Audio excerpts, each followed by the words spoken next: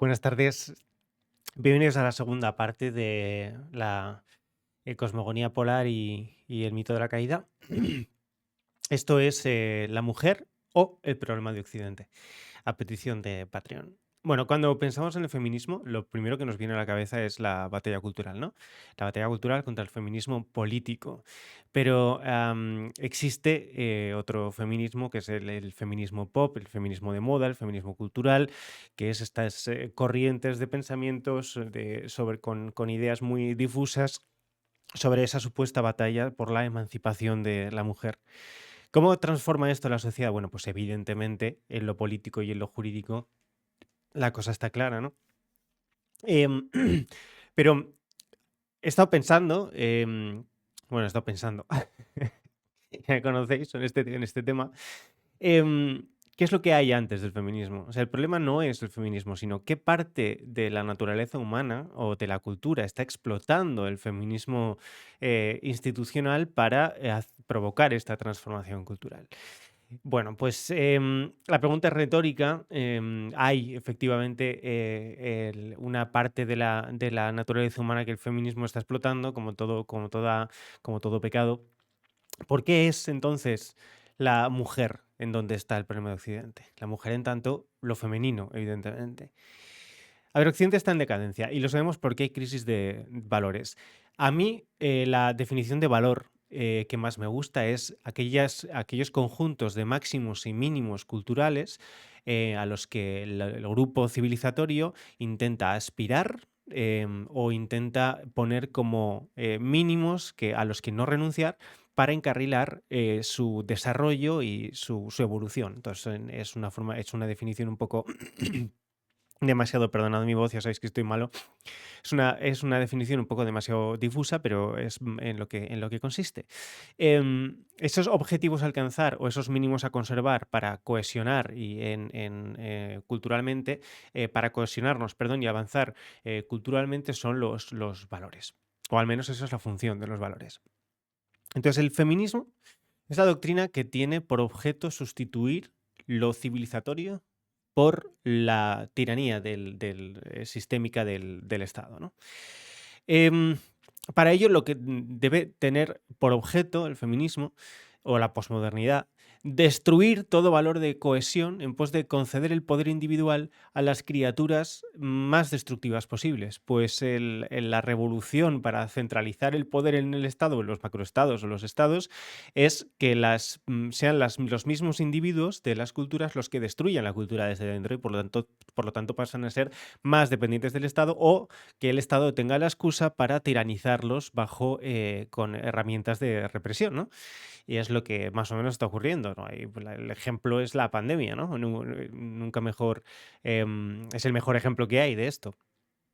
Em, bueno, pues vamos a conceder el máximo poder individual a las criaturas más destructivas posibles, es decir, a las criaturas más neuróticas posibles. Vamos a seleccionar la neurosis como centro de toda preocupación social. Le vamos a dar a los neuróticos el poder de hacer que los demás, los no neuróticos, se dobleguen a su favor.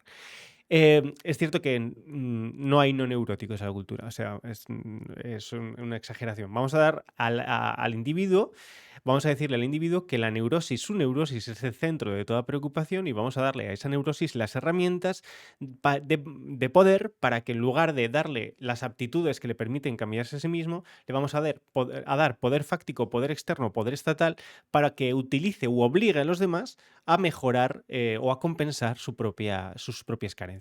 En este caso, para solucionar que los demás de fuera solucionen tus conflictos internos de dentro.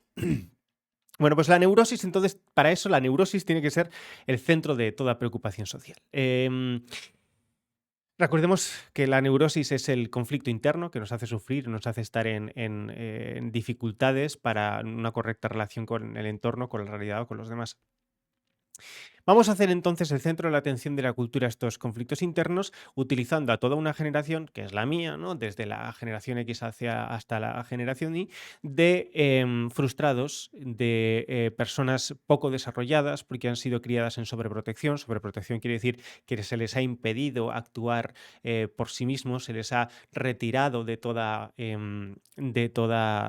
se les ha retirado todo el conflicto posible, o esa era la intención. Eso ha devenido en que los individuos desarrollen otros conflictos, en lugar de conflictos con el exterior, han desarrollado conflictos con el interior. Porque es el conflicto con el exterior el que te hace desarrollar como persona, ¿no? Para que luego puedas lidiar con tus conflictos internos. Pero si no tienes ningún conflicto externo que afrontar, te quedas sin comprender la naturaleza del conflicto y, por lo tanto, sin afrontar tampoco el conflicto interno. Esto es un poco más complicado de explicar, pero lo veremos un poco más adelante. Bueno, acentuamos entonces esta neurosis, este conflicto interno, y lo hacemos el centro de atención de todos, ¿no? Eso es lo que hace la posmodernidad. Puede que por intención o por casualidad, entre otras cosas, es el feminismo ni más ni menos coge la neurosis de la feminidad, de lo femenino, el malestar de lo femenino consigo mismo, o el desconocimiento que tiene lo femenino de sí mismo, etcétera, para que se desatienda y en ese desatender lo femenino, destruir toda la base de la cultura. Y en esa destrucción de lo femenino se va a llevar además, va a arrastrar con ello a lo masculino. Pues lo femenino es el soporte de lo masculino. No al revés. Recordemos que el feminismo, lo femenino está en la esencia más profunda del ser y lo masculino está por encima. Recordad el animus y el ánima, ¿no? Lo masculino es una especificación de lo femenino. Bueno, pues la mujer o lo femenino está protagonizando con el feminismo ni más ni menos la historia más vieja del mundo. Em, la mujer es tentada por la serpiente. Le dice, mira mujer, en realidad Dios Padre, Estado, es un tirano, ¿no? Te ha prohibido acceder al poder que él tiene, al poder en general. Y al criterio de tu amante, que es lerdo, le ha dicho que te esclavice. Pero tú en realidad estás más conectada a la tierra, por eso estás hablando conmigo, con la serpiente, ¿no? Entonces, todos tus instintos animales en realidad son poder. Si comes de este fruto de la rebelión, podrás seguir tus instintos hasta conseguir independencia, fuerza mística. Hermana, date cuenta que estás alienada, ¿no? Vuelve a ponerte en contacto con tus instintos, vuelve a salvajarte, ¿no? Entonces la mujer empieza a ver que en lugar de discreta y reservada, como no se le ha enseñado el motivo verdadero, no se le ha permitido experimentar lo que es la vivencia de la feminidad íntima, em, necesita, se ve tentada a ser la protagonista de la película y en su ingenuidad pues no ve nada malo en ello, ¿no? En un principio. Entonces, lo femenino de la cultura no ve nada malo en esa reivindicación del empoderamiento de lo femenino, cuando es una barbaridad. No seas madre, le dice, porque eso es pasivo y esclavizador. Y toda la cultura dice, sí, sí, pobres madres que deberían poder elegir. Sé trabajadora, que es lo que te da poder. Y todo el mundo, sí, sí, las madres deberían dejar, la mujer debería dejar de hacer cosas y debería ponerse a trabajar como los hombres, literalmente. No seas santa, ni vivas en lo sencillo, sino que sé bruja, rebelde y busca poder en la magia New Age, en la Wicca, toda esta clase de cosas, esa especie de revolución de la mística de lo femenino, que no es verdadera mística de lo femenino, no es más que una especie de gigantesca performance New Age de pseudo religiones que lo que hacen es, distraer, es una especie de juego de niños o de niñas. No seas compañera del hombre, no seas fiel, no seas vientre receptivo, no seas brazos que acogen, ¿no? Los cuidados que son esclavizantes. Rechaza la maternidad, que es también alienante. Eso de que la maternidad te va a hacer feliz es mentira. Solo te va a traer desgracias porque te va a impedir acceder a poder. Es la tentación del acceso al poder. ¿Y qué es entonces lo que hace la mujer? Dice, es verdad, tienes razón, tienes toda la razón. Voy a seducir al hombre con ese poder porque yo sola no me atrevo tampoco a desobedecer, ¿no? O sea, necesito que sea toda la cultura la que haga lo mismo conmigo porque yo sola no puedo. Que es evidente lo que iba a pasar. Entonces, ven, varón, come tú también de la manzana del poder o del fruto del conocimiento sobre el poder, abandónate, rebélate conmigo porque tú también estás oprimido, ¿no? Eso es lo que en lugar de el varón, en lugar de buscar su propio poder, se ve tentado por la mujer a reclamar que le den poder desde fuera. Te seduzco para que seas mi aliado, abandona tu masculinidad, vuélvete la mujer que era yo antes, ¿no? A cambio de mi aceptación, toma mi lugar a cambio de mi aceptación y así yo me siento menos sola, alejándome de la feminidad. El hombre se hace femenino y lo femenino se hace animal. Renuncia al sacrificio masculino, renuncia a la agresividad, vuélvete manso, ¿no? Vuélvete, no hay nada más inútil que un hombre que no es, que ha perdido el agrediere. O sea, un hombre que se ha vuelto inofensivo. Pacífico es una cosa, inofensivo es otra, que es terrible. El no ser capaz de hacer ofensa, el no ser capaz de hacer daño, no ser capaz de... em, es la desgracia del poder de lo masculino. Cuando no eres inofensivo es lo peor que puede ser un hombre. Lo peor, inofensivo. Renuncia entonces a la agresividad, vuélvete manso, vuélvete sumiso, renuncia a lo activo, renuncia a la iniciativa, vuélvete receptivo, ¿no? Renuncia a la paternidad y déjale los hijos al demonio o al Estado, renuncia a formar una familia, renuncia a ser el cabeza de nada, renuncia al trabajo, renuncia a la competitividad y por supuesto renuncia a vivir el eros. En lugar de canalizar el eros hacia el afecto y hacia la ternura, te voy a culpabilizar por tu eros y te voy a hacer que rechaces tu eros y que te vuelvas, rechaces el eros masculino y te pongas en lo erótico femenino, ¿no? En la parte femenina, en la feminización de la masculinidad y la feminización sexual también de la masculinidad. Renuncia entonces al trabajo, al dominio, a la propiedad, a la competitividad y, por supuesto, renuncia al hacerte a ti mismo.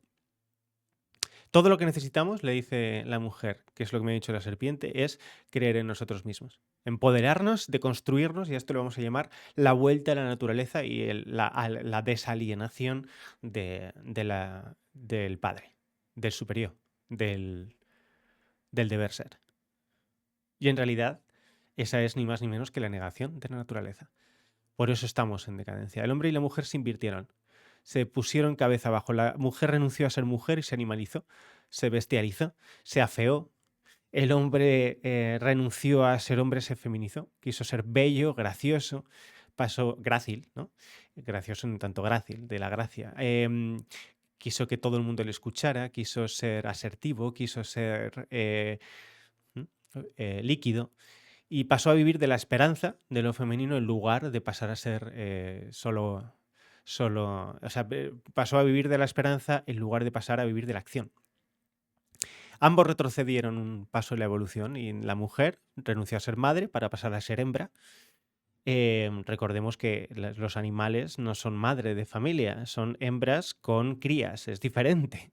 Renunció a la esperanza para pasar a vivir del presente. La mujer renunció a la esperanza de la feminidad en un futuro mejor y en una posibilidad de lo mejor, en los planes a futuro, y la responsabilidad, por tanto, para pasar a vivir del ahora y disfrutar el ahora, que es lo que le dice la posmodernidad a la mujer que tiene que hacer, ¿no? Renunció, por supuesto, a ser familia para pasar a ser grupo, a ser manada. Hermana, esta es tu manada. El hombre renunció entonces a ser líder para pasar a ser aliado. Y así lo femenino se destruyó a sí mismo y arrastró a lo masculino con él. No se podía saber que esto era, una vez más, la historia más vieja del mundo. Un saludo.